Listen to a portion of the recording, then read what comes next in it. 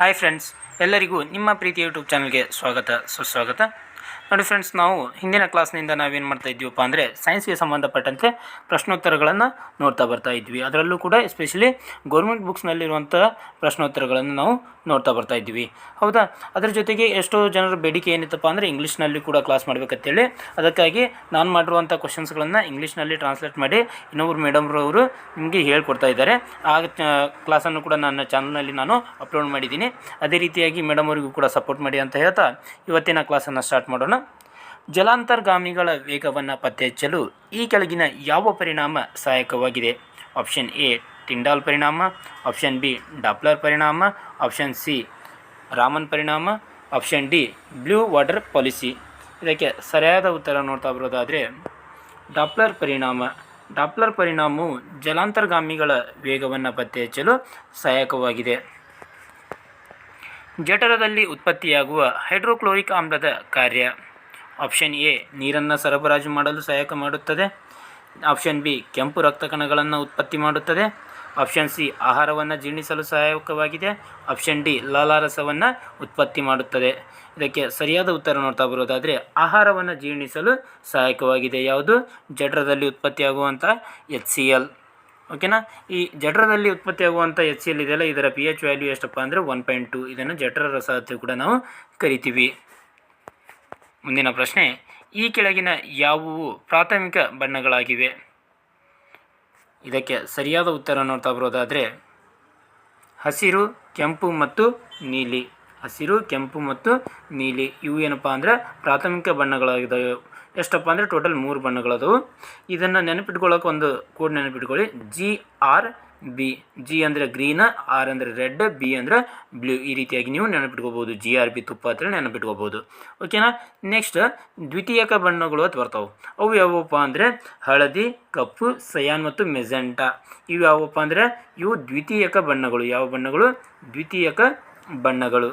ಹಾಗಾದರೆ ಈ ದ್ವಿತೀಯಕ ಬಣ್ಣಗಳನ್ನು ಎಲ್ಲಿ ಬಳಕೆ ಮಾಡ್ತಾರಪ್ಪ ಅಂದರೆ ಪ್ರಿಂಟಿಂಗ್ ಪ್ರೆಸ್ನಲ್ಲಿ ಬಳಕೆ ಮಾಡ್ತಾರೆ. ಅಂದರೆ ಪ್ರಿಂಟಿಂಗ್ ಪ್ರೆಸ್ನಲ್ಲಿ ಅಂದರೆ ನ್ಯೂಸ್ ಪೇಪರ್ ಪ್ರಿಂಟ್ ಮಾಡಲು ಈ ದ್ವಿತೀಯಕ ಬಣ್ಣಗಳನ್ನು ಬಳಕೆ ಮಾಡ್ತಾರೆ. ಹಾಗಾದರೆ ಈ ದ್ವಿತೀಯಕ ಬಣ್ಣಗಳು ಯಾವುದರಿಂದ ತಯಾರಾಗ್ತಾವೆ ಅಂತ ನೋಡ್ತಾ ಬರೋದಾದರೆ ಈ ಪ್ರಾಥಮಿಕ ಬಣ್ಣಗಳಿರ್ತಾವಲ್ಲ, ಈ ಬಣ್ಣಗಳನ್ನು ಮಿಕ್ಸ್ ಮಾಡಿ ದ್ವಿತೀಯಕ ಬಣ್ಣವನ್ನು ತಯಾರಿಸಲಾಗುತ್ತೆ. ಓಕೆನಾ?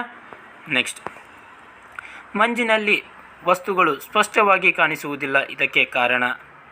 ಇದಕ್ಕೆ ಕಾರಣವನ್ನು ನಾವು ನೋಡ್ತಾ ಬರೋದಾದರೆ ಮಂಜು ಬೆಳಕನ್ನು ಏನು ಮಾಡುತ್ತೆ? ಹೀರಿಕೊಳ್ಳುತ್ತದೆ. ಮಂಜು ಬೆಳಕನ್ನು ಹೀರಿಕೊಳ್ಳುವುದರಿಂದ ಏನಾಗುತ್ತೆ? ಮಂಜಿನಲ್ಲಿ ವಸ್ತುಗಳು ಸ್ಪಷ್ಟವಾಗಿ ಕಾಣಿಸುವುದಿಲ್ಲ. ಹಸಿರು ಬಣ್ಣದ ಕನ್ನಡಕದಿಂದ ನೋಡಿದಾಗ ಕೆಂಪು ಬಣ್ಣವು ಹೇಗೆ ಕಾಣುತ್ತದೆ? ನೋಡಿ, ಹಸಿರು ಬಣ್ಣದ ಕನ್ನಡಕದಿಂದ ನಾವು ಕೆಂಪು ಬಣ್ಣವನ್ನು ನೋಡಿದಾಗ ಅದು ಕೆಂಪು ಬಣ್ಣ ನಮಗೆ ಯಾವ ರೀತಿ ಕಾಣ್ತೈತಪ್ಪ ಅಂದರೆ ಕಪ್ಪಾಗಿ ಕಾಣ್ತೈತಿ. ಯಾವ ರೀತಿಯಾಗಿ ಕಾಣ್ತೈತಿ? ಕಪ್ಪಾಗಿ ಕಾಣುತ್ತದೆ. 1 HP = ಡ್ಯಾಶ್ ವ್ಯಾಟ್. 1 HP = ಎಷ್ಟು ವ್ಯಾಟಪ್ಪ ಅಂದರೆ 746 ವ್ಯಾಟ್ ಆಗೈತಿ. ಅತಿ ಹೆಚ್ಚು ಬಾವಿ ನೀರಾವರಿಯನ್ನು ಹೊಂದಿರುವಂಥ ಜಿಲ್ಲೆ. ಇದಕ್ಕೆ ಸರಿಯಾದ ಉತ್ತರ ನೋಡ್ತಾ ಬರೋದಾದರೆ ಬೆಳಗಾವಿ. ಬೆಳಗಾವಿಯು ಅತಿ ಹೆಚ್ಚು ಬಾವಿ ನೀರಾವರಿಯನ್ನು ಹೊಂದಿದೆ. ಅದೇ ರೀತಿಯಾಗಿ ಅತಿ ಹೆಚ್ಚು ಕಾಲುವೆ ನೀರಾವರಿಯನ್ನು ಹೊಂದಿರುವ ಕರ್ನಾಟಕದ ಜಿಲ್ಲೆ ಯಾವುದಪ್ಪ ಅಂದರೆ ರಾಯಚೂರು. ರಾಯಚೂರು ಅತಿ ಹೆಚ್ಚು ಯಾವ ನೀರಾವರಿ? ಕಾಲುವೆ ನೀರಾವರಿಯನ್ನು ಹೊಂದೈತಿ. ನೆಕ್ಸ್ಟ್ ಅತಿ ಹೆಚ್ಚು ಇದು ಕೆರೆ ನೀರಾವರಿಯನ್ನು ಯಾವುದು ಹೊಂದೈತಪ್ಪ ಅಂದರೆ ಶಿವಮೊಗ್ಗ. ಶಿವಮೊಗ್ಗವು ಅತಿ ಹೆಚ್ಚು ಕೆರೆ ನೀರಾವರಿಯನ್ನು ಹೊಂದೈತಿ. ನೆಕ್ಸ್ಟ್ ಬೆಳಗಾವಿ ಅತಿ ಹೆಚ್ಚು ಬಾವಿ ನೀರಾವರಿಯನ್ನು ಹೊಂದೈತಿ. ರಾಯಚೂರು ಅತಿ ಹೆಚ್ಚು ಕಾಲುವೆ ನೀರಾವರಿಯನ್ನು ಹೊಂದಿರುವಂಥ ಜಿಲ್ಲೆಯಾಗಿದೆ. ಅಸಿಲ್ ಮತ್ತು ಲೆಗ್ ಹಾರ್ನ್ ಎಂಬುದು ಡ್ಯಾಶ್. ಆಪ್ಷನ್ ಎ ಕೋಳಿ ತಳಿಗಳು, ಆಪ್ಷನ್ ಬಿ ಎಮ್ಮೆ ತಳಿಗಳು, ಆಪ್ಷನ್ ಸಿ ಹಸುವಿನ ತಳಿಗಳು, ಆಪ್ಷನ್ ಡಿ ಗೋಧಿ ತಳಿಗಳು. ಇದಕ್ಕೆ ಸರಿಯಾದ ಉತ್ತರ ನೋಡ್ತಾ ಬರೋದಾದರೆ ಕೋಳಿ ತಳಿಗಳು. ಅಸಿಲ್ ಮತ್ತು ಲೆಗ್ ಹಾರ್ನ್ ಎಂಬುವು ಇವು ಕೋಳಿ ತಳಿಗಳಾಗಿವೆ. ಜೆರ್ಸಿ ಎಂಬುದು ಡ್ಯಾಶ್.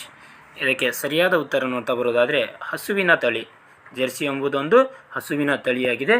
ಈ ಜೆರ್ಸಿ ಎಂಬ ಆಕಳು ಅಥವಾ ಹಸು ಅತಿ ಹೆಚ್ಚು ಏನಪ್ಪ ಅಂದರೆ ಹಾಲನ್ನು ನೀಡತೈತಿ. ಅಂದರೆ ಹಾಲಿನ ಉತ್ಪಾದನೆಗೆ ಈ ಆಕಳನ್ನು ಜಾಸ್ತಿ ಸಾಕ್ತಾರೆ. ನೆಕ್ಸ್ಟ್, ಜೇನು ಸಾಕಾಣಿಕೆ ಕುರಿತು ಮಾಡುವ ವೈಜ್ಞಾನಿಕ ಅಧ್ಯಯನಕ್ಕೆ ಡ್ಯಾಶ್ ಅನ್ನುವರು. ಇದಕ್ಕೆ ಸರಿಯಾದ ಉತ್ತರ ನೋಡ್ತಾ ಬರೋದಾದರೆ ಅಪಿಕಲ್ಚರ್ ಅಥವಾ ಎಪಿಕಲ್ಚರ್ ಅಂತ ಕೂಡ ಕರಿತೀವಿ. ಇದು ಜೇನು ಸಾಕಾಣಿಕೆ ಕುರಿತು ಮಾಡುವಂಥ ಒಂದು ವೈಜ್ಞಾನಿಕ ಅಧ್ಯಯನವಾಗಿದೆ. ನೆಕ್ಸ್ಟ್ ವರ್ಮಿ ಕಲ್ಚರ್ ಅಂತ ಬರುತ್ತೆ. ಇದು ಏನಪ್ಪ ಅಂದರೆ ಎರೆಹುಳು ಕುರಿತು ಮಾಡುವಂಥ ಒಂದು ವೈಜ್ಞಾನಿಕ ಅಧ್ಯಯನ, ಎರೆಹುಳು. ಹೌದಾ. ನೆಕ್ಸ್ಟ್ ಸಿರಿಕಲ್ಚರ್ ಅಂದರೆ ಏನಪ್ಪ ಅಂದರೆ ರೇಷ್ಮೆ ಹುಳು ಅಥವಾ ರೇಷ್ಮೆ ಕೃಷಿ ಅಂತೇಳಿ ನಾವು ಕರಿಬೋದು. ರೇಷ್ಮೆ ಕೃಷಿ ಅಥವಾ ರೇಷ್ಮೆ ಹುಳುವಿನ ಬಗ್ಗೆ ಮಾಡುವಂಥ ಒಂದು ವೈಜ್ಞಾನಿಕ ಅಧ್ಯಯನವಾಗಿದೆ. ಆರ್ನಿಥಾಲಜಿ ಅಂದರೆ ಪಕ್ಷಿಗಳ ಕುರಿತು ಮಾಡುವಂಥ ಒಂದು ವೈಜ್ಞಾನಿಕ ಅಧ್ಯಯನ. ನೋಡಿ, ಎಪಿಕಲ್ಚರ್ ಅಂದರೆ ಜೇನು ಸಾಕಾಣಿಕೆ ಬಗ್ಗೆ ಸಂಬಂಧಪಟ್ಟೈತಿ. ವರ್ಮಿ ಕಲ್ಚರ್ ಎರೆಹುಳು ಸಾಕಾಣಿಕೆಗೆ ಸಂಬಂಧಪಟ್ಟೈತಿ. ಸಿರಿಕಲ್ಚರ್ ರೇಷ್ಮೆ ಹುಳು ಅಥವಾ ರೇಷ್ಮೆ ಸಾಕಾಣಿಕೆಗೆ ಸಂಬಂಧಪಟ್ಟೈತಿ. ಆರ್ನಿಥಾಲಜಿ ಇದು ಪಕ್ಷಿಗಳ ಕುರಿತು ಅಧ್ಯಯನ ಮಾಡುವಂಥ ಒಂದು ವೈಜ್ಞಾನಿಕ ಶಾಸ್ತ್ರವಾಗೈತಿ. ಜೇನುಹುಳುಗಳು ಜೇನುತುಪ್ಪವನ್ನು ತಯಾರಿಸಲು ಯಾವುದರಿಂದ ಮಕರಂದವನ್ನು ಹೀರುತ್ತವೆ? ಇದಕ್ಕೆ ಸರಿಯಾದ ಉತ್ತರ ಹೂಗಳಿಂದ ಜೇನುಹುಳುಗಳು ಏನು ಮಾಡ್ತಾವೆ? ಮಕರಂದವನ್ನು ಹೀರಿ ಜೇನುತುಪ್ಪವನ್ನು ತಯಾರಿಸ್ತವೆ. ಅತಿ ಹೆಚ್ಚಿನ ಪ್ರಮಾಣದ ನೀರನ್ನು ಯಾವುದಕ್ಕೆ ಬಳಸಲಾಗುತ್ತಿದೆ? ಅಂದರೆ ಪ್ರಪಂಚದಲ್ಲಿ ಅತಿ ಹೆಚ್ಚಿನ ಪ್ರಮಾಣದ ನೀರನ್ನು ನಾವು ಯಾವುದಕ್ಕೆ ಬಳಕೆ ಮಾಡ್ತಾ ಇದ್ದೀವಪ್ಪ ಅಂದರೆ ಕೃಷಿಗೆ ಬಳಕೆ ಮಾಡ್ತಾ ಇದ್ದೀವಿ. ಯಾವುದಕ್ಕೆ? ಕೃಷಿಗೆ ನೀರುಣಿಸಲು ಬಳಕೆ ಮಾಡ್ತಾ ಇದ್ದೀವಿ. ಹೌದಾ. ಅದರಲ್ಲೂ ಕೂಡ ನಾವು ಹೆಚ್ಚಾಗಿ ಅಂತರ್ಜಲದಲ್ಲಿರುವಂಥ ಕೊಳವೆ ಬಾವಿಯ ಮೂಲಕ ನಾವು ನೀರನ್ನು ಬಳಕೆ ಮಾಡ್ತಾ ಇದ್ವಿ. ಓಕೆನಾ. ನೆಕ್ಸ್ಟ್, ಈ ಕೆಳಗಿನವುಗಳಲ್ಲಿ ಯಾವುದು ಅಥವಾ ಯಾವುವು ಬೃಹತ್ ಪೋಷಕಾಂಶಗಳಾಗಿವೆ? ಇದಕ್ಕೆ ಸರಿಯಾದ ಉತ್ತರ ನೋಡ್ತಾ ಬರೋದಾದರೆ ಆಪ್ಷನ್ ಎ ಆಗುತ್ತೆ. ಯಾವುದು? Option A. ಇಲ್ಲಿ ನಾನೇನು ಕೊಟ್ಟಿದ್ದೀನಪ್ಪ ಅಂದರೆ ಸಂಕೇತಗಳ ಕೊಟ್ಟಿದ್ದೀನಿ ಕೇವಲ.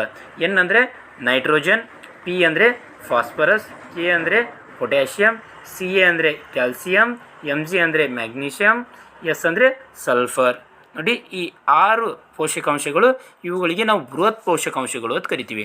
ಇವುಗಳಿಗೆ ಯಾಕೆ ಬೃಹತ್ ಪೋಷಕಾಂಶಗಳು ಅಂತ ಕರಿತೀವಿ ಅಂತ ನೋಡ್ತಾ ಬರೋದಾದರೆ, ಈ ಪೋಷಕಾಂಶಗಳು ಸಸ್ಯಗಳಿಗೆ ಅತಿ ಹೆಚ್ಚಿನ ಪ್ರಮಾಣದಲ್ಲಿ ಬೇಕಾಗ್ತೈತಿ. ಸಸ್ಯಗಳು ಅತಿ ಹೆಚ್ಚಿನ ಪ್ರಮಾಣದಲ್ಲಿ ಈ ಪೋಷಕಾಂಶಗಳನ್ನು ಬಳಸಿಕೊಳ್ತವೆ. ಅದಕ್ಕಾಗಿ ಇವುಗಳಿಗೆ ನಾವು ಬೃಹತ್ ಪೋಷಕಾಂಶಗಳು ಅಂತ ಕರಿತೀವಿ.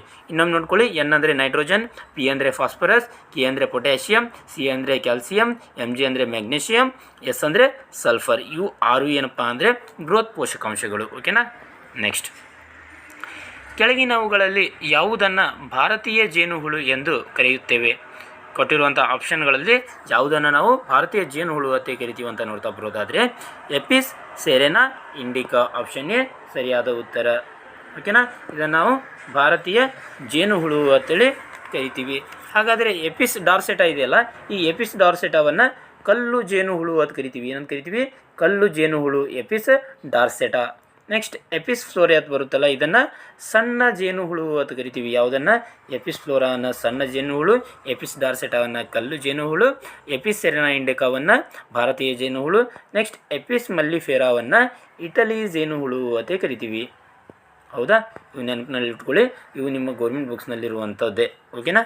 ನೆಕ್ಸ್ಟ್, ದೇಹದ ಅತ್ಯಂತ ಕಠಿಣ ವಸ್ತು ಯಾವುದಪ್ಪ ಅಂದರೆ ಹಲ್ಲಿನ ಎನಾಮಲ್. ಇದು ಇಂಪಾರ್ಟೆಂಟ್ ಆಗುತ್ತೆ. ನೆಕ್ಸ್ಟ್, ಜಠರದಲ್ಲಿ ಅಗತ್ಯಕ್ಕಿಂತ ಹೆಚ್ಚಾಗಿ ಉತ್ಪತ್ತಿಯಾದ ಆಮ್ಲವನ್ನು ತಟಸ್ಥಗೊಳಿಸಲು ಡ್ಯಾಶ್ ಬಳಸುತ್ತಾರೆ. ನೋಡಿ, ನಮ್ಮ ಜಠರದಲ್ಲಿ ಅಗತ್ಯಕ್ಕಿಂತ ಹೆಚ್ಚಾಗಿ ಏನಾದರೂ HCl ಉತ್ಪತ್ತಿ ಆಯ್ತಪ್ಪ ಅಂದರೆ ಅದಕ್ಕೆ ನಾವು ಅದನ್ನು ತಟಸ್ಥಗೊಳಿಸಲು ಯಾವುದನ್ನು ಬಳಕೆ ಮಾಡ್ತೀವಿ ಅಂತೇಳಿ ಇಲ್ಲಿ ಪ್ರಶ್ನೆಯನ್ನು ಕೇಳಲಾಗಿದೆ. ಇದಕ್ಕೆ ಸರಿಯಾದ ಉತ್ತರ ಮ್ಯಾಗ್ನೀಷಿಯಂ ಹೈಡ್ರಾಕ್ಸೈಡ್. ಯಾವುದು? Magnesium hydroxide. ಆಪ್ಷನ್ ಬಿ ಸರಿಯಾದ ಉತ್ತರ. ಈ ಕೆಳಗಿನ ಯಾವುದನ್ನು ಮಿಲ್ಕ್ ಆಫ್ ಮ್ಯಾಗ್ನೀಷಿಯಾ ಅಂತ ಕರಿತೀವಿ? ಯಾವುದನ್ನು ಮಿಲ್ಕ್ ಆಫ್ ಮ್ಯಾಗ್ನೀಷಿಯಾ ಅಂತ ಕರಿತೀವಿ ಅಂತ ನೋಡ್ತಾ ಬರೋದಾದರೆ ಮ್ಯಾಗ್ನೀಷಿಯಂ ಹೈಡ್ರಾಕ್ಸೈಡನ್ನು ಮಿಲ್ಕ್ ಆಫ್ ಮ್ಯಾಗ್ನೀಷಿಯಾ ಅಂತೇಳಿ ಕರಿತೀವಿ. ಮಿಲ್ಕ್ ಆಫ್ ಮ್ಯಾಗ್ನೀಷಿಯಾದ pH ಮೌಲ್ಯ. ಇದಕ್ಕೆ ಸರಿಯಾದ ಉತ್ತರ ನೋಡ್ತಾ ಬರೋದಾದರೆ ಆಪ್ಷನ್ ಡಿ 10. ಮಿಲ್ಕ್ ಆಫ್ ಮ್ಯಾಗ್ನೀಷಿಯಾದ pH ಮೌಲ್ಯ 10. ಹಾಗಾದರೆ ಇದೊಂದು ಆಮ್ಲವು ಪ್ರತ್ಯಾಮ್ಲವು ಅಂತ ಕೇಳಿದರೆ ಇದೊಂದು ಪ್ರತ್ಯಾಮ್ಲ. ಮಿಲ್ಕ್ ಆಫ್ ಮ್ಯಾಗ್ನೀಷಿಯಾ ಅನ್ನೋದು ಒಂದು ಪ್ರತ್ಯಾಮ್ಲವಾಗಿದೆ. ಓಕೆನಾ. Next, 2mg + O2 = 2mgO. ಇದರಲ್ಲಿರುವ ಪ್ರತಿವರ್ತಕವನ್ನು ಗುರುತಿಸಿ. ನೋಡಿ, ಈ ಒಂದು ರಿಯಾಕ್ಷನ್ನಲ್ಲಿ, ಈ ರಾಸಾಯನಿಕ ಕ್ರಿಯೆಯಲ್ಲಿ ಯಾವುದು ಪ್ರತಿವರ್ತಕ ಆಗಿದೆ ಅಂತೇಳಿ ಕೇಳಲಾಗಿದೆ. ಇದಕ್ಕೆ ಸರಿಯಾದ ಉತ್ತರ ನೋಡ್ತಾ ಬರೋದಾದರೆ ಆಪ್ಷನ್ ಡಿ 2mg ಮತ್ತು O2 ಇವು ಪ್ರತಿವರ್ತಕಗಳು. ಈ 2mgO ಅನ್ನೋದು ಇದು ಏನಪ್ಪ ಅಂದರೆ ಉತ್ಪನ್ನ. ಇದು ಏನಿದು? ಉತ್ಪನ್ನ. ಇವೆರಡೂ ಕೂಡ ಪ್ರತಿವರ್ತಕಗಳು. ನೆಕ್ಸ್ಟ್, ಹಾಲಿನಲ್ಲಿ ಕಂಡುಬರುವ ಪ್ರೋಟೀನ್. ಹಾಲಿನಲ್ಲಿ ಯಾವ ಪ್ರೋಟೀನ್ ಕಂಡುಬರ್ತೈತಪ್ಪ ಅಂದರೆ ಕೆಸಿನ್ ಎನ್ನುವಂಥ ಪ್ರೋಟೀನ್ ಕಂಡುಬರ್ತೈತಿ. ಹಾಗಾದರೆ ನಮ್ಮ ದೇಹದ ಚರ್ಮಕ್ಕೆ ಬಣ್ಣ ನೀಡುವಂಥ ಪ್ರೋಟೀನ್ ಯಾವುದು? ಮೆಲಾನಿನ್. ಮೆಲಾನಿನ್ ನಮ್ಮ ಚರ್ಮಕ್ಕೆ ಬಣ್ಣವನ್ನು ನೀಡುವಂಥ ಪ್ರೋಟೀನ್. ಕೆರೋಟಿನ್ ಅನ್ನೋದು ಕೂದಲು ಮತ್ತು ನಮ್ಮ ಉಗುರುಗಳಲ್ಲಿ ಕಂಡುಬರ್ತೈತಿ. ಕೆರೋಟಿನ್ ಅನ್ನುವಂಥ ಪ್ರೋಟೀನ್ ಎಲ್ಲಿ ಕಂಡುಬರ್ತೈತಿ? ಕೂದಲು ಮತ್ತು ಉಗುರುಗಳಲ್ಲಿ ಕಂಡುಬರ್ತೈತಿ. ನೆಕ್ಸ್ಟ್ ವೈಟಲಿನ್ ಅನ್ನುವಂಥ ಪ್ರೋಟೀನ್ ಇದು ತತ್ತಿ ಇರ್ತೈತಲ್ಲ, ಎಗ್ನ ಹಳದಿ ಭಾಗದಲ್ಲಿ ಕಂಡುಬರ್ತೈತಿ. ಯಾವ ಭಾಗ? ಎಗ್ನ ಹಳದಿ ಭಾಗದಲ್ಲಿ ಈ ವೈಟಲಿನ್ ಎಂಬ ಪ್ರೋಟೀನ್ ಕಂಡುಬರ್ತೈತಿ. ನೋಡಿ, ಕೆಸಿನ್ ಅನ್ನೋದು ಹಾಲಿನಲ್ಲಿ ಕಂಡುಬರುವಂಥ ಪ್ರೋಟೀನ್. ನೆಕ್ಸ್ಟ್ ಮೆಲಾನಿನ್ ಇದು ಚರ್ಮಕ್ಕೆ ಬಣ್ಣ ನೀಡುವಂಥ ಪ್ರೋಟೀನ್. ಕೆರೋಟಿನ್ ಇದು ಕೂದಲು ಮತ್ತು ಉಗುರಿನಲ್ಲಿ ಕಂಡುಬರ್ತೈತಿ. ವೈಟಲಿನ್ ಇದು ಎಲ್ಲಪ್ಪ ಅಂದರೆ ತತ್ತಿಯ ಹಳದಿ ಭಾಗದಲ್ಲಿ ಕಂಡುಬರ್ತೈತಿ. ಓಕೆನಾ? ನೆಕ್ಸ್ಟ್ ಹಾಲಿನ ಪರಿಶುದ್ಧತೆ ಕಂಡುಹಿಡಿಯುವ ಲ್ಯಾಕ್ಟೋಮೀಟರ್ ಈ ಕೆಳಗಿನ ಯಾವ ತತ್ವ ಆಧರಿಸಿದೆ? ಇದಕ್ಕೆ ಸರಿಯಾದ ಉತ್ತರ ನೋಡ್ತಾ ಬರೋದಾದರೆ ಆರ್ಕಿಮಿಡೀಸ್ ತತ್ವ. ಯಾವ ತತ್ವ? ಆರ್ಕಿಮಿಡೀಸ್ ತತ್ವವನ್ನು ಆಧರಿಸಿ ಹಾಲಿನ ಪರಿಶುದ್ಧತೆ ಕಂಡುಹಿಡಿಯುವಂಥ ಲ್ಯಾಕ್ಟೋಮೀಟರನ್ನು ತಯಾರಿಸಲಾಗಿದೆ. ಒಂದು ಕಾಗದದ ಚೂರು ಮತ್ತು ಕಲ್ಲನ್ನು ನಿರ್ವಾತ ಪ್ರದೇಶದಲ್ಲಿ ಎತ್ತರದಿಂದ ಕೆಳಗೆ ಬಿಟ್ಟಾಗ ಡ್ಯಾಶ್. ನೋಡಿ, ಒಂದು ಕಾಗದದ ಚೂರು ಇದೆ, ಇಲ್ಲಿ ಒಂದು ಕಾಗದದ ಚೂರು, ಇನ್ನೊಂದೇನಿದೆ? ಕಲ್ಲಿದೆ. ಇವೆರಡನ್ನು ಕೂಡ ಏನು ಮಾಡ್ತಾ ಇದ್ದೀನಿ ನಾನು? ಒಂದು ನಿರ್ವಾತ ಪ್ರದೇಶ, ನಿರ್ವಾತ ಅಂದರೆ ಗಾಳಿ ಇರಲಾರ್ದಂಥ ಪ್ರದೇಶದಲ್ಲಿ ಎತ್ತರದಿಂದ ಕೆಳಗೆ ಒಮ್ಮೆ ಬಿಡ್ತಾ ಇದ್ದೀನಿ. ಅವಾಗ ಏನಾಗುತ್ತೆ ಅಂತ ಪ್ರಶ್ನೆ ಇದೆ. ಇಲ್ಲಿ ಆಪ್ಷನ್ ಎ, ಎರಡು ಒಂದೇ ಸಮಯದಲ್ಲಿ ಭೂಮಿಗೆ ತಲುಪುತ್ತವೆ. ಆಪ್ಷನ್ ಬಿ, ಕಲ್ಲು ಬೇಗನೆ ತಲುಪುತ್ತದೆ ಮತ್ತು ಕಾಗದದ ಚೂರು ತಡವಾಗಿ ತಲುಪುತ್ತದೆ. ಆಪ್ಷನ್ ಸಿ, ಕಾಗದದ ಚೂರು ಹಾರಿ ಹೋಗುತ್ತದೆ ಮತ್ತು ಕಲ್ಲು ಕೆಳಗೆ ಬೀಳುತ್ತದೆ. ಆಪ್ಷನ್ ಡಿ, ಕಾಗದದ ಚೂರು ತಲುಪಿದ ನಂತರ ಕಲ್ಲು ತಲುಪುತ್ತದೆ. ಇದಕ್ಕೆ ಸರಿಯಾದ ಉತ್ತರ ನೋಡ್ತಾ ಬರೋದಾದರೆ ಆಪ್ಷನ್ ಎ, ಎರಡು ಒಂದೇ ಸಮಯದಲ್ಲಿ ಭೂಮಿಗೆ ತಲುಪ್ತವೆ. ನೋಡಿ, ನಿರ್ವಾತ ಪ್ರದೇಶದಲ್ಲಿ ನೀವು ಎಷ್ಟೇ ತೂಕದ ವಸ್ತು ಮತ್ತು ಭಾಳಷ್ಟು ಕಡಿಮೆ ವೇಟ್ ಇರುವಂಥ ವಸ್ತು ಎರಡನ್ನು ನೀವು ಒಗೆದ್ರಪ್ಪ ಅಂದರೆ ಎರಡು ಒಂದೇ ಸಮಯನೇ ಭೂಮಿಗೆ ಬೀಳ್ತವೆ. ಹೌದಾ? ಯಾವ ಪ್ರದೇಶದ ಆಗಿರ್ಬೇಕು? ಅದು ನಿರ್ವಾತ ಪ್ರದೇಶ ಆಗಿರಬೇಕು. ನೆಕ್ಸ್ಟ್, ತೆಂಗಿನ ಸಿಪ್ಪೆಯು ಡ್ಯಾಶ್ ಅಂಗಾಂಶದಿಂದಾಗಿದೆ. ತೆಂಗಿನ ಸಿಪ್ಪೆ ಯಾವ ಅಂಗಾಂಶದಿಂದಾಗಿದೆ ಅಂತ ನೋಡ್ತಾ ಬರೋದಾದರೆ ಸ್ಕ್ಲೀರಮ್ ಕೈಮಾ. ಯಾವ ಕೈಮಾ? ಸ್ಕ್ಲೀರಮ್ ಕೈಮಾ ಅಂಗಾಂಶದಿಂದ ಮಾಡಲ್ಪಟ್ಟೈತಿ. ಜಲಸಸ್ಯಗಳು ನೀರಿನಲ್ಲಿ ತೇಲಲು ಸಹಾಯಕವಾಗಿರುವುದು ಡ್ಯಾಶ್. ಇದಕ್ಕೆ ಸರಿಯಾದ ಉತ್ತರ ಎರಂಕೈಮಾ. ಎರಂಕೈಮಾ ಅಂಗಾಂಶ ಏನು ಮಾಡುತ್ತೆ? ಜಲಸಸ್ಯಗಳು ನೀರಿನಲ್ಲಿ ತೇಲಲು ಸಹಾಯಕ ಮಾಡ್ತೈತಿ. ರಾಸಾಯನಿಕ ಕ್ರಿಯೆಯಲ್ಲಿ ಎರಡು ಅಥವಾ ಹೆಚ್ಚು ಪ್ರತಿವರ್ತಕಗಳು ಸೇರಿ ಒಂದೇ ಉತ್ಪನ್ನ ಉಂಟಾಗುತ್ತದೆಯೋ ಅಂತಹ ಕ್ರಿಯೆಯನ್ನು ಏನಂತ ಕರಿತೀವಿ ಅಂತ ಪ್ರಶ್ನೆ ಇದೆ. ನೋಡಿ, ರಾಸಾಯನಿಕ ಕ್ರಿಯೆಯಲ್ಲಿ ಎರಡು ಅಥವಾ ಹೆಚ್ಚು ಪ್ರತಿವರ್ತಕಗಳು ಸೇರಿ ಒಂದೇ ಉತ್ಪನ್ನ ಉಂಟಾಗ್ತೈತಲ್ಲ, ಅಂಥ ಕ್ರಿಯೆಗೆ ನಾವೇನಂತ ಕರಿತೀವಿ ಅಂತ ನೋಡ್ತಾ ಬರೋದಾದರೆ ಸಂಯೋಗ ಕ್ರಿಯೆ ಅಂತ ಕರಿತೀವಿ. ಏನಂತ ಕರಿತೀವಿ? ಸಂಯೋಗ ಕ್ರಿಯೆ. C+O2 ಇದು ಏನಾಗೈತಿ? CO2 ಆಗೈತಿ. ಇದು ಯಾವ ಕ್ರಿಯೆಗೆ ಉದಾಹರಣೆ ಅಂತೇಳಿ ಕೇಳ್ತಾರೆ. ಇದು ಸಂಯೋಗ, ಇದು ವಿಭಜನೆ ಕ್ರಿಯೆಗೆ ಉದಾಹರಣೆಯ, ಅಥವಾ ಸ್ಥಾನಪಲ್ಲಟ ಕ್ರಿಯೆಗೆ ಉದಾಹರಣೆಯ, ಸಂಯೋಗ ಕ್ರಿಯೆಗೆ ಉದಾಹರಣೆಯೋ, ಅಥವಾ ದ್ವಿಸ್ಥಾನಪಲ್ಲಟ ಕ್ರಿಯೆಗೆ ಉದಾಹರಣೆ ಅಂತೇಳಿ ಪ್ರಶ್ನೆ ಕೇಳಲಾಗಿದೆ. ಇದು ಸಂಯೋಗ ಕ್ರಿಯೆಗೆ ಉದಾಹರಣೆ ಆಗಿದೆ. ಇಲ್ಲೇನಾಗಿತ್ತಪ್ಪ ಅಂದರೆ ಒಂದು ಅಥವಾ ಒಂದಕ್ಕಿಂತ ಹೆಚ್ಚು, ಹೌದಾ? ಎರಡು ಅಥವಾ ಎರಡಕ್ಕಿಂತ ಹೆಚ್ಚು ಇರ್ಬೋದು ಇಲ್ಲಿ. ಎರಡು ಅಥವಾ ಎರಡಕ್ಕಿಂತ ಹೆಚ್ಚು. ಇಲ್ಲಿ ನೋಡಿ, ಇಲ್ಲಿ ಎರಡು ಪ್ರತಿವರ್ತಕಗಳು ಅದಾವ, ಇದು ಕೂಡ ಏನಾಗೈತಿ? ಒಂದು ಉತ್ಪನ್ನ ಆಗೈತಿ. ಹೌದಾ? ಇದು ಏನಪ್ಪ ಅಂದರೆ ಎರಡು ಪ್ರತಿವರ್ತಕಗಳು ಕೂಡಿ ಒಂದು ಉತ್ಪನ್ನ ಆಗಿತ್ತಪ್ಪ ಅಂದ್ರೆ ಅದನ್ನು ಏನಂತ, ಎರಡು ಅಥವಾ ಎರಡಕ್ಕಿಂತ ಹೆಚ್ಚು ಪ್ರತಿವರ್ತಕಗಳು ಒಂದು ಉತ್ಪನ್ನ ಆಗಿತ್ತಪ್ಪ ಅಂದ್ರೆ ಅದನ್ನು ನಾವೇನಂತ ಕರಿತೀವಿ? ಸಂಯೋಗ ಕ್ರಿಯೆ ಅಂತ ಕರಿತೀವಿ. ಓಕೆನಾ? ನೆಕ್ಸ್ಟ್, CaCO3 ಇದೇನಾಗಿತ್ತಪ್ಪ ಅಂದ್ರೆ CaO + CO2 ಆಗೈತೆ. ಇದು ಈ ಕೆಳಗಿನ ಯಾವ ಕ್ರಿಯೆಗೆ ಉದಾಹರಣೆಯಾಗಿದೆ ಅಂತೇಳಿ ಪ್ರಶ್ನೆ ಕೇಳಲಾಗಿದೆ. ಇದು ವಿಭಜನೆ ಕ್ರಿಯೆಗೆ ಉದಾಹರಣೆಯಾಗಿದೆ. ಯಾವ ಕ್ರಿಯೆ? ವಿಭಜನೆ ಕ್ರಿಯೆ. ಹಂಗಂದರೆ ಸಂಯೋಗ ಕ್ರಿಯೆಯಲ್ಲಿ ಎರಡು ಅಥವಾ ಎರಡಕ್ಕಿಂತ ಹೆಚ್ಚು ಪ್ರತಿವರ್ತಕಗಳು ಸೇರಿ ಒಂದು ಉತ್ಪನ್ನ ಆಗ್ತಿತ್ತು. ಹಾಗಾದರೆ ವಿಭಜನೆ ಕ್ರಿಯೆಯಲ್ಲಿ ಏನಾಗ್ತೈತಪ್ಪ ಅಂದ್ರೆ ಒಂದು ಪ್ರತಿವರ್ತಕವು ಏನಾಗ್ತೈತಿ? ಎರಡಾಗಿ ಡಿವೈಡ್ ಆಗ್ತೈತಿ. ಹೌದಾ? ಇಲ್ಲಿ ಇದನ್ನು ವಿಭಜನೆ ಕ್ರಿಯೆ ಅಂತ ಕರಿತೀವಿ. Next, Fe+CuSO4. Fe+CuSO4 ಇದು ಏನಾಗೈತಪ್ಪ ಅಂದರೆ FeSO4 + Cu ಆಗೈತಿ. ಇದು ಯಾವ ಕ್ರಿಯೆಗೆ ಉದಾಹರಣೆ ಅಂತೇಳಿ ಕೇಳಲಾಗಿದೆ. ಇದು ಯಾವ ಕ್ರಿಯೆಗೆ ಉದಾಹರಣೆಪ್ಪ ಅಂದರೆ ಸ್ಥಾನಪಲ್ಲಟ ಕ್ರಿಯೆಗೆ ಉದಾಹರಣೆ. ಯಾವುದೋ ಕ್ರಿಯೆಗೆ ಉದಾಹರಣೆ? ಸ್ಥಾನಪಲ್ಲಟ ಕ್ರಿಯೆಗೆ ಉದಾಹರಣೆಯಾಗಿದೆ. ಹಾಗಾದರೆ ಸ್ಥಾನಪಲ್ಲಟ ಕ್ರಿಯೆ ಅಂದರೆ ಏನಪ್ಪ ಅಂದರೆ ಒಂದು ಧಾತುವು ಸಂಯುಕ್ತದಲ್ಲಿನ ಇನ್ನೊಂದು ಧಾತುವನ್ನು ಪಲ್ಲಟಗೊಳಿಸಿದಾಗ ಸ್ಥಾನ ಪಲ್ಲಟ ಕ್ರಿಯೆ ನಡಿತೈತಿ. ನೋಡಿ, ಒಂದು ಧಾತು, ಈ ಧಾತು ಇನ್ನೊಂದು ಧಾತುವಿನಲ್ಲಿರುವಂಥ ಏನಪ್ಪ ಅಂದರೆ ಈ ಇನ್ನೊಂದು ಧಾತುವನ್ನು ಪಲ್ಲಟಗೊಳಿಸ್ತೈತಿ. ಹೌದಾ? ಇದರಲ್ಲಿರುವಂಥ SO4 ತೆಗೆದುಕೊಂಡೈತಿ. ಯಾವುದು? ಐರನ್. ಹಾಗೆ FeSO4 ಆಗಿ ಕನ್ವರ್ಟ್ ಆಗೈತಿ. ಓಕೆನಾ? ಇದು ಒಂದು ಸ್ಥಾನ ಪಲ್ಲಟ ಕ್ರಿಯೆಗೆ ಎಕ್ಸಾಂಪಲ್. ನೋಡಿ, ಕ್ರಿಯೆಗಳ ಬಗ್ಗೆ ನಾನು ನನ್ನ 10th ಚಾಪ್ಟರ್ ಫಸ್ಟ್ ಚಾಪ್ಟರ್ನಲ್ಲಿ ಮಾಡಿಕೊಟ್ಟಿದ್ದೀನಿ. ಎಲ್ಲ ಕಂಪ್ಲೀಟಾಗಿ ಅದರ ಬಗ್ಗೆ ಎಕ್ಸ್ಪ್ಲೇನ್ ಮಾಡಿದ್ದೀನಿ. ನೆಕ್ಸ್ಟ್ ಕ್ರಿಯೆಗಳನ್ನು ನಾವು ಯಾವ ರೀತಿ ರಾಸಾಯನಿಕ ಕ್ರಿಯೆಗಳನ್ನು ಸರಿದೂಗಿಸುವುದು ಹೇಗೆ ಅವೆಲ್ಲವುಗಳನ್ನು ಕೂಡ ಎಕ್ಸ್ಪ್ಲೇನ್ ಆಗಿ ಹೇಳಿದ್ದೀನಿ. ಆ ಕ್ಲಾಸ್ಗಳನ್ನು ನೀವು ನೋಡ್ಕೋಬೋದು. ನನ್ನ ಪ್ಲೇಲಿಸ್ಟ್ನಲ್ಲಿ ಹೋಗಿ ಅಲ್ಲಿ TET GPSTR HSTR ಕ್ಲಾಸ್ ಅಂತ ಇದೆ. ಅಲ್ಲಿ ನೀವು ಹೋಗಿ ಪ್ರತಿಯೊಂದು 6th ಹಿಡ್ಕೊಂಡು 10th ವರೆಗೆ ಏನೇನು ಚಾಪ್ಟರ್ ಬೇಕಲ್ಲ ಗೌರ್ಮೆಂಟ್ ಬುಕ್ಸ್ದು ಎಲ್ಲವನ್ನು ನಾನು ಸಿಲೆಬಸನ್ನು ಕವರ್ ಮಾಡಿಕೊಟ್ಟಿದ್ದೀನಿ. ನೀವು ನೋಡ್ಕೋಬೋದು. ಅಲ್ಲಿ ನೋಡಿದ್ರಪ್ಪ ನಿಮಗೆ ಹೆಚ್ಚು ಇದ್ರ ಬಗ್ಗೆ ತಿಳ್ಕೊತೀರಿ. ಹೌದಾ? 1ರಿಂದ 2 ಪ್ರಶ್ನೆ ಫಿಕ್ಸ್ ಬರ್ತಾವೆ ರಾಸಾಯನಿಕ ಕ್ರಿಯೆ ಮೇಲೆ ಎಲ್ಲಿ ಎಕ್ಸಾಮ್ನಲ್ಲಿ. ಓಕೆನಾ? ನೆಕ್ಸ್ಟ್, ರಾಸಾಯನಿಕ ಕ್ರಿಯೆಯಲ್ಲಿ ವಸ್ತು ಒಂದು ಆಕ್ಸಿಜನ್ ಪಡೆದುಕೊಂಡರೆ ಅದನ್ನು ಡ್ಯಾಶ್ ಎನ್ನುವರು. ನೋಡಿ, ಒಂದು ರಾಸಾಯನಿಕ ಕ್ರಿಯೆಯಲ್ಲಿ ಆಕ್ಸಿಜನ್ ಪಡೆದುಕೊಂಡ್ರೆ ಅದನ್ನು ಏನಂತ ಕರಿತೀವಪ್ಪ ಅಂದರೆ ಆಕ್ಸಿಡೇಷನ್ ಅಥವಾ ಉತ್ಕರ್ಷಣ ಅಂತ ಕರಿತೀವಿ. ಆಕ್ಸಿಜನ್ ಪಡ್ಕೊಂಡ್ರೆ ಆಕ್ಸಿಡೇಷನ್ ಅಥವಾ ಉತ್ಕರ್ಷಣ ಅಂತ ಕರಿತೀವಿ.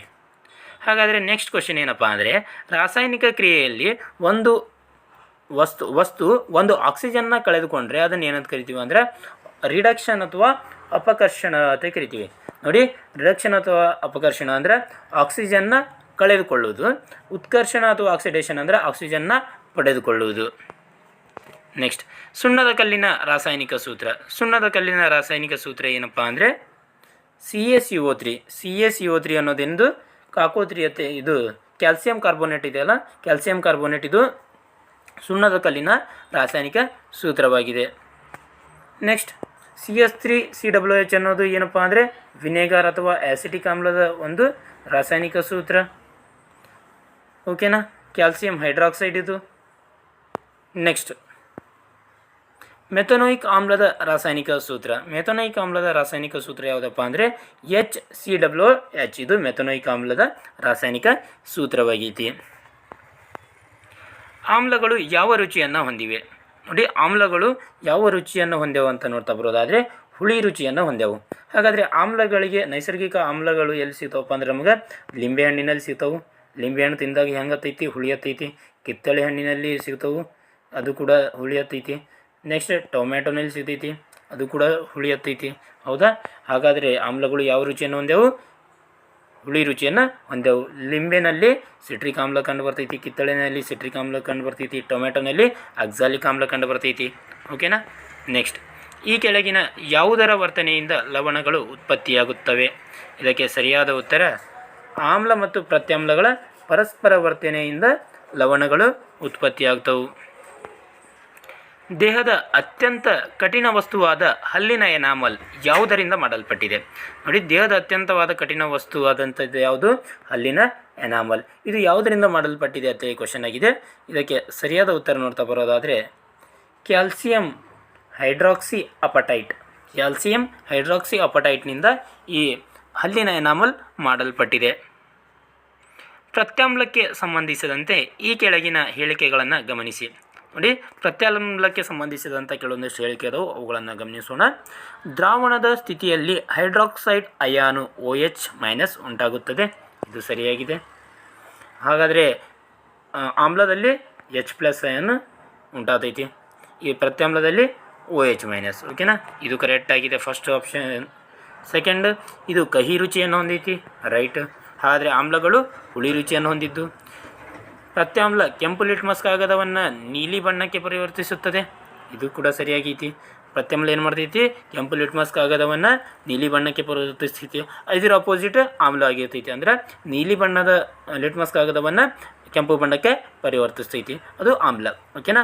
ಹಾಗಾದರೆ ಆಪ್ಷನ್ ಡಿ ಮೇಲಿನ ಎಲ್ಲವೂ ಸರಿ, ಕರೆಕ್ಟ್ ಆನ್ಸರ್ ಆಗುತ್ತೆ. ನೆಕ್ಸ್ಟ್, ಚೆಲುವೆ ಪುಡಿಯ ರಾಸಾಯನಿಕ ಸೂತ್ರ. ಚೆಲುವೆ ಪುಡಿಯ ರಾಸಾಯನಿಕ ಸೂತ್ರವನ್ನು ನಾವು ನೋಡ್ತಾ ಬರೋದಾದರೆ CaOCl2. ಯಾವುದು? CaOCl2. ಇದು ಚೆಲುವೆ ಪುಡಿಯ ರಾಸಾಯನಿಕ ಸೂತ್ರವಾಗಿದೆ. ನೆಕ್ಸ್ಟ್, 358ನೇ ಪ್ರಶ್ನೆ. ಅಡುಗೆ ಬೇಯುವ ವೇಗ ಹೆಚ್ಚಿಸಲು ಈ ಕೆಳಗಿನ ಯಾವುದನ್ನು ಬಳಸುತ್ತಾರೆ? ಇದಕ್ಕೆ ಸರಿಯಾದ ಉತ್ತರ ನೋಡ್ತಾ ಬರೋದಾದರೆ ಸೋಡಿಯಂ ಬೈಕಾರ್ಬೋನೇಟ್ ಇದನ್ನು ನಾವು ಅಡುಗೆ ಸೋಡಾ ಅಂತ ಕೂಡ ಕರಿತೀವಿ. ಏನಂತ ಕರಿತೀವಿ? ಅಡುಗೆ soda. Next sodium hydrogen carbonate ಅಂತ ಕೂಡ ಕರಿತೀವಿ. ಸೋಡಿಯಂ ಬೈಕಾರ್ಬೋನೇಟ್ ಅಂತ ಕೂಡ ಕರಿತೀವಿ. ನೆಕ್ಸ್ಟ್ ಅಡುಗೆ ಸೋಡಾ ಅಂತ ಕೂಡ ಕರಿತೀವಿ. ಇದನ್ನು ಅಡುಗೆ ಬೇಯುವ ವೇಗವನ್ನು ಹೆಚ್ಚಿಸಲು ಸಹಾಯ ಮಾಡ್ತೈತಿ. ತುರಿಕೆ ಎಲೆ ಚುಚ್ಚುವಿಕೆಯಿಂದ ಉರಿಯೂತಕ್ಕೆ ಕಾರಣವಾದ ಆಮ್ಲ ಯಾವುದಪ್ಪ ಅಂದರೆ ಮೆಥನೋಯಿಕ್ ಆಮ್ಲ. ಯಾವ ಆಮ್ಲ? ಮೆಥನೋಯಿಕ್ ಆಮ್ಲ. ಲಿಂಬೆಯಲ್ಲಿ ಕಂಡುಬರುವ ಆಮ್ಲ. ಲಿಂಬೆಯಲ್ಲಿ ಯಾವ ಆಮ್ಲ ಕಂಡು ಬರ್ತೈತೆ ಅಂತ ಹೇಳಿದೆ ನಾನು? ಸಿಟ್ರಿಕ್ ಆಮ್ಲ ಕಂಡು ಬರ್ತೈತಿ. ಯಾವ ಆಮ್ಲ? ಸಿಟ್ರಿಕ್ ಆಮ್ಲ. ಹೌದಾ? ಈ ಫಾರ್ಮಿಕ್ ಆಮ್ಲವನ್ನು ನಾವು ಮೆಥನೋಯಿಕ್ ಆಮ್ಲ ಅಂತ ಕೂಡ ಕರಿತೀವಿ. ಇದು ಇರುವೆ ಕಚ್ಚಿದಾಗ ಬಿಡುಗಡೆ ಆಗುವಂಥ ಆಮ್ಲ. ಮತ್ತು ಇದೇನು ತುರಿಕೆ ಎಲೆ ಇದೆಯಲ್ಲ, ತುರಿಕೆ ಎಲೆಯಲ್ಲಿ ಕೂಡ ತುರಿಕೆ ಎಲೆ ಚುಚ್ಚುವಿಕೆಯಿಂದ ಉರಿತಕ್ಕೆ ಕಾರಣವಾಗುವಂಥ ಆಮ್ಲ ಫಾರ್ಮಿಕ್ ಆಮ್ಲ ಅಥವಾ ಮೆಥನೋಯಿಕ್ ಆಮ್ಲ. ಓಕೆನಾ? ಇದಿಷ್ಟು ಏನಾಗಿತ್ತಪ್ಪ ಅಂದರೆ ಸೈನ್ಸ್ಗೆ ಸಂಬಂಧಪಟ್ಟಂತೆ ಕ್ಲಾಸ್ ಆಗಿತ್ತು. ಈ ಕ್ಲಾಸ್ ನಿಮಗೆ ಇಷ್ಟವಾಗಿದ್ದರೆ ಲೈಕ್ ಮಾಡೋದ್ರ ಜೊತೆಗೆ ಸಬ್ಸ್ಕ್ರೈಬ್ ಮಾಡ್ಕೊಳ್ಳಿ ಅಂತ ಹೇಳ್ತಾ ಇಂದಿನ ಈ ತರಗತಿಯನ್ನು ಇಲ್ಲಿಗೆ ಮುಗಿಸ್ತಾ ಇದ್ದೀನಿ. ಧನ್ಯವಾದಗಳು.